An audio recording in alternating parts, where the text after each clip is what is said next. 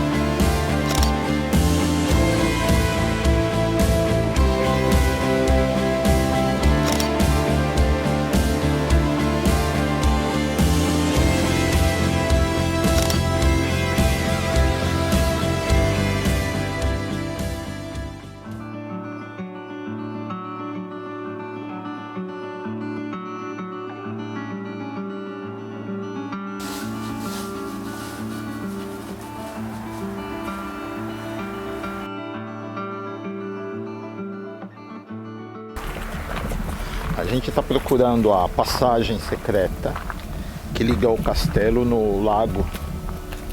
Mas como aqui é muito pouco usado, então não é tão acessível.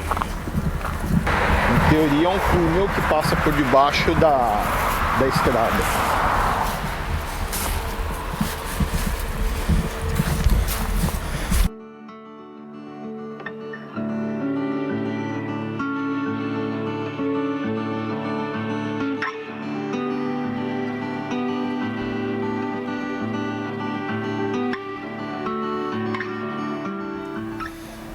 Que espetáculo! E aqui o lago é bem profundo.